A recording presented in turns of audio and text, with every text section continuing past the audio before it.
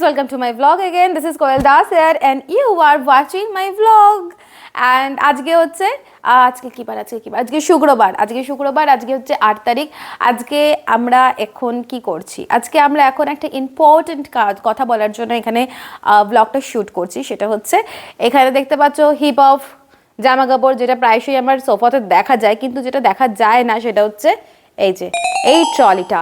তাহলে আমি কোথায় যাচ্ছি? ট্রলিটাকে নিয়ে আমি কোথায় যাচ্ছি? এখানে রান্না হচ্ছে এখন বিনস আলু ভাজা রান্না হচ্ছে। এখানে কুকুরদের ভাত বসেছে, এখানে ডালটা সেদ্ধ হয়ে আছে, আর এখানে আছে ক্যাপসিকামের বড়া আর পেঁয়াজি। খাওয়া দাওয়া করে এগুলোকে প্যাকিং করব। লাস্টে প্যাকিং করার একটাই কারণ হচ্ছে যে যাতে মনে থাকে যে কি নিয়েছি। আমি দেখেছি প্রথম যখন আমি আগে প্যাকিং করে নিতাম, মানে যাওয়ার 3-4 দিন আগে না, তখন আমি ভুলে যেতাম যে ওইটা ঢুকিয়েছি এটা ঢুকিয়েছি।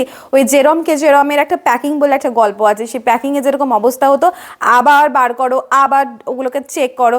তার থেকে আমি ঠিক করে নিয়েছি সব এখানে রাখা থাকবে একটা করে। আমি যাওয়ার দিন যাতে মনে থাকে আমার যে আমি কি নিলাম, সেগুলোকে আমি এখানে ঢোকাবো। এবার ট্রলিটা এখানে অনেক দিন মানে ভেতরে ছিল, তো ভেতরে যেহেতু ছিল তো এটাকে একটুখানি এয়ার দেওয়ার জন্য এখানে খুলে রেখে দিয়েছি। রোদে রেখেছিলাম, রোদ থেকে নিয়ে এসেছি, আর মুছে টুছে ভালো করে একটুখানি শোকাচ্ছে। আর এখানে জামা কাপড়গুলো নিয়ে নিয়েছি, মেনলি এথনিকই আছে, কিছু ওয়েস্টার্ন আছে, মিলিয়ে মিশিয়ে আছে। আর এখানে টাইগারদের জন্য খাবার তো আছে, এক্সট্রা খাবারও আছে। সো মোটামুটি এবার সম্রাটের উপরে দায়িত্ব থাকবে। বলে দিলাম আমি কার সাথে যাচ্ছি, না বলিনি আমি কার সাথে যাচ্ছি, তবে কে যাচ্ছে না সেটা বলে দিচ্ছি। সম্রাট আমার সাথে যাচ্ছে না, এইটা একটা গার্লস ট্রিপ হবে। তো আবার তোমরা ভিডিওর একটু এন্ডে দেখতে পাবে আমি কার সাথে যাচ্ছি। তো যেহেতু সম্রাট যাচ্ছে না, সম্রাট আমার বাচ্চাগুলোকে দেখবে, আন্নাদিকেও বলে গেছি, আন্নাদিও আমার বাচ্চাগুলোকে দেখবে, আর আমি যাব ঘুরতে। কি আছে?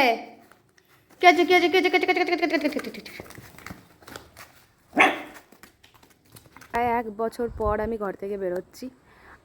লাস্ট গেছিলাম দার্জিলিং, তারপরে আর কোথাও যাইনি। তো একটা কি বলবো, একটা ইনসিকিউরিটি ফিল হচ্ছে, এক্সাইটমেন্ট ফিল হচ্ছে, বিভিন্ন মিক্সড একটা ইমোশন, মানে মিক্সড একটা ফিলিংসের একটা পাচ্ছি, কি বলবো, ঝটকা পাচ্ছি।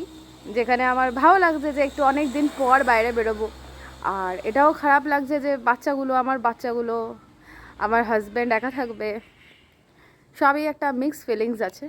যদিও আগে বলেছি যে একদিনে প্যাকিং করাটা, মানে যেদিনকে যাব সেদিনকে প্যাকিং করাটা আমার পক্ষে সুবিধাজনক, বাট একদিনেই প্যাকিং করা প্লাস বাড়ির সমস্ত কিছু গুছিয়ে সম্রাটের হাতের সামনে রাখা, তারপরে লাঞ্চ রেডি করা, সেই লাঞ্চটা খেতে খেতে আমার প্রায় এখন ওই 3:45 মতো বাজে।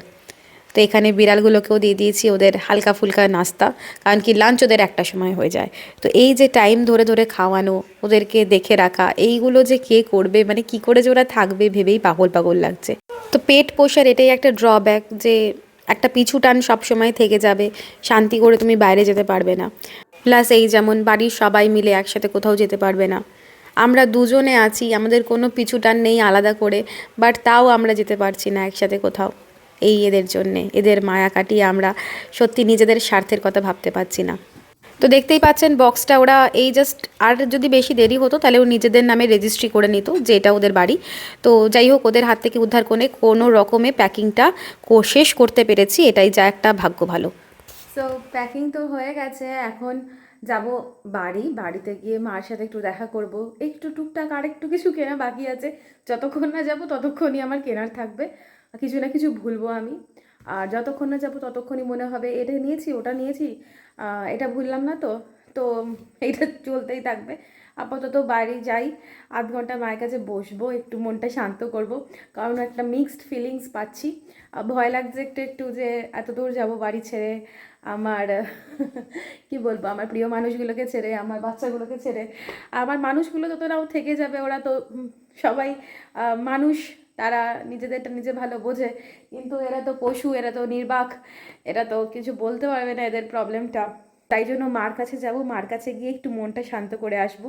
মা হয়তো কিছু বলবে, তো যাই। আর যাওয়ার আগে তো মানে যাওয়ার আগে পর্যন্ত আমার কিছু না কিছু কেনার থাকে, মনে হয় এটা নিয়েছি এটা নিয়েছি এটা নিলে ভালো হতো, তাই দোকান দোকান যাওয়া আসা লেগেই থাকে। এটা আমাদের এখনকার হ্যাবিট নয়, এটা আমাদের ছোটোবেলার হ্যাবিট, বাবার সময় থেকে হ্যাবিট। মানে আমরা যেদিনকে যাওয়ার দিন সেদিনকে পুরো তাড়াহুড়া লাগতো জিনিসপত্র গুছাবার। তার আগে কি ছুটি আমাদের মানে মনেই হতো না যে আমরা কোথাও যাব। সবাই তো এক বছর মানে কোথাও যাওয়ার হলে তার এক সপ্তাহ আগে থেকে প্ল্যান করে, আমরা ওরকম করি না, আমরা যাওয়ার দিন সব কিছু করি। তো যাই হোক, এখন যাই দোকানে। বিলিভ মি, আমি মার কাছ থেকে পারমিশন নিচ্ছি যাব, তারপরে বাড়ি থেকে বেরোচ্ছি, সেই ভিডিও, টোটোতে চাপছি, মোমকে তুলছি, সমস্ত ভিডিও, কোথায় কোথায় ভিডিও করব সমস্ত ছকে ছকে আমি প্ল্যান করে রেখেছিলাম। বাট যাওয়ার টেনশনে একটা ভিডিও নিতে মানে মনে ছিল না। বাস এইটুকুনি টোটোর একটা ভিডিও নিয়েছি, আর এটা আমাদের চিত্তরঞ্জন স্টেশন। এখন আমরা যাচ্ছি বিভূতি এক্সপ্রেসে চড়ে, সেটা হচ্ছে যাচ্ছি বেনারস।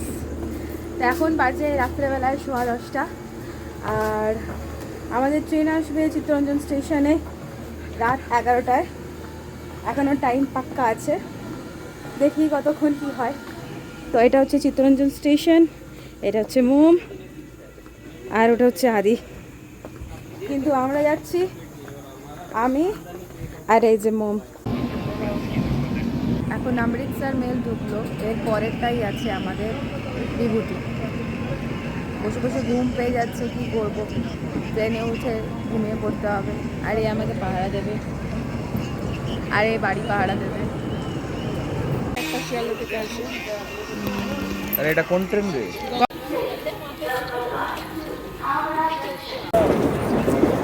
এখন পেছনে গঙ্গাসাগর ছাড়ছে, এর ঠিক পরেই আসানসোল ঢুকে গেছে এখন বিভূতি। তো এর ঠিক পরেই আসছে আমাদের ট্রেনটা। আর মোটামুটি রাইট টাইমেই আছে, 11:05 চিত্তরঞ্জনের টাইমিং। তো আমরা মানে ঘুম পেয়ে যাচ্ছে রীতিমতো, এমন হয়েছে, কারণ কি খাবারটা অনেক আগে খাওয়া হয়েছে, ভাত খেয়ে এসেছি আমরা।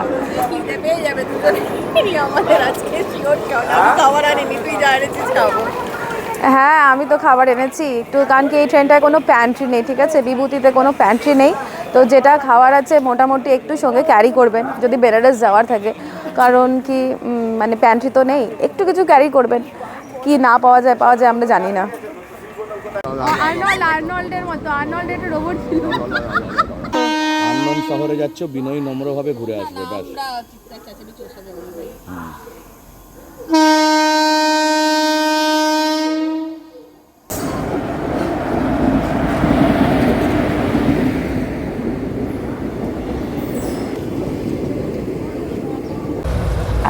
তো ফাইনালি আমরা বিভূতিতে চেপে গেছি। ট্রেনটা লেট ছিল একটুখানি। কটার সময় এলো এখানে? প্রায় 11:26 নাগাদ এসছে, যেখানে আমাদের 11:05 ঢুকে যাওয়ার কথা ছিল। তো 20 মিনিট লেটে এখন চলছে, দেখা যাক ওখানে আমাদেরকে কটায় পৌঁছায়। আর এখানে দিয়েছে, এখান থেকে আমরা দুজনে মিলে, এখানে ও আর এখানে আমি এখন অ্যাডজাস্ট করে আছি, যেহেতু একটা কনফার্ম পেয়েছি, এটাই আর কি যা ভাগ্যে, তাই জন্য ট্রেনে চাপতে পেরেছি, নয়তো সেটা পারতাম না, ক্যান্সেল করতে হতো। তো ভগবান চেয়েছিলেন যাতে আমরা যাই, সেজন্য একটা অ্যাটলিস্ট কনফার্ম করেছে। তো এখন আমি একটু ঘুমাবো, ও একটু জাগবে, আবার আমি একটু জাগবো, ও একটু ঘুমাবে। আমরা পৌঁছে তো যাবো, ঘোড়াটা মেন আমাদের কাছে। হ্যাঁ, আমাদের কাছে ঘোড়াটা মেন। তো এখানে লাইট জ্বালানো যাবে না, তা ও নতুন মোবাইল কিনেছে একটা বেশ রিং লাইটওয়ালা, এটাতে আমি খুব খুশি হয়েছি। তো যাই হোক, এখন আমি একটুখানি রেস্ট নেবো। আর দিয়েছে আমাদেরকে সেকেন্ড এসি, তো এখানে একটা এই যে থার্ড এসি এটা। তো এখানে একটা কম্বল আছে, আর এই চাদর দিয়েছে, আর পেছনে আছে আমার বালিশ, আর কি হলো রে, আর আরেকটা চাদর আছে। তো হয়ে যাবে, আমরা তো দুই বন্ধু সব কিছু অ্যাডজাস্ট করতে পারে। তো যাই হোক, এখন ঘুমাচ্ছি, আবার দেখা হচ্ছে।